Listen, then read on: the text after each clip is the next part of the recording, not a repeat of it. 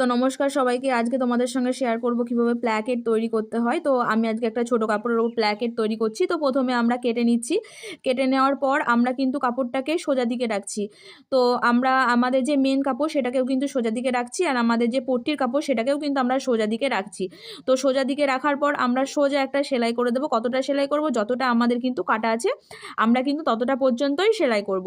তো তোমাদের কাছে একটা কথা বলে নিই, আমাদের কিন্তু হ্যাঁ, হুক হুক যেদিকে হয় সেটা কিন্তু ডান দিকে হবে, আর বাঁদিকে কিন্তু আমাদের ঘাটের পট্টিটা হবে। তো আমরা কিন্তু এখন বাঁদিকের পট্টিটা করে নিচ্ছি। তো আমরা এবার পট্টিটাকে ভাঁজ করে নিচ্ছি। তো কোথায় ভাঁজ করছি? আমাদের কিন্তু যেখান দিয়ে সেলাই গেছে আমরা কিন্তু সেখান দিয়েই ভাঁজ করছি। তো ওইখান দিয়েই ভাঁজ করতে হবে, কারণ আমাদের যদি একটু বেশি ভাঁজ করে নিই তাহলে কিন্তু আমাদের পট্টিটা জয়েন্ট হবে না। তো আমরা কিন্তু আবার সেলাই করে নিচ্ছি ওপর দিয়ে। তো আমরা আবার সেলাইটা করব। আমাদের কিন্তু যতটা পর্যন্ত কাটা আছে আমরা কিন্তু ততটা পর্যন্ত এই সেলাইটা নিয়ে যাব। তো এই সেলাইটা নিয়ে যাওয়ার পর এখানে কিন্তু আমরা গিট দিয়ে নেব। গিট দেওয়ার পর এখান থেকে আমরা আবার নামিয়ে নেব। তো সেমভাবে আমরা এদিকে ডান দিকে যে আমাদের ঘাটের পট্টিটা করব, হুকের পট্টিটা করব, সেটাও কিন্তু আমরা করে নেব। আর আমাদের ওখানে কিন্তু এক্সেস একটু কাপড় ছিল, ওটা কিন্তু কেটে দিলাম, কারণ আমাদের সবসময় ঘাটের পট্টিটা আমাদের কিন্তু বড় লাগে না। আমাদের কিন্তু হুকের পট্টিটা বড় লাগে, কারণ ওখানে আমাদের নিমকি করতে হয়। তো আমরা এত দূর পর্যন্ত সেলাই নিয়েছি, এখানেও কিন্তু আমরা কাটা পর্যন্ত সেলাই নিয়ে যাচ্ছি। তো ওখানে গিট লাগিয়ে কিন্তু আমরা নামিয়ে দিচ্ছি। আর আমাদের যদি এক্সট্রা চলে যায় কিংবা তলেরটা কাটার জন্য যদি বেশি থাকে, তো ওটার জন্য আমরা একটু কেটে নিচ্ছি, তাহলে ফিনিশিংটা আমাদের সুন্দর হবে। তো এখানেও আমরা ওই সেলাইটার ওপর পট্টিটা ফেলে আমরা কিন্তু এখানেও সেলাই করে নেবো সেমভাবে। কিন্তু এখানে কিন্তু আমরা নামবো না।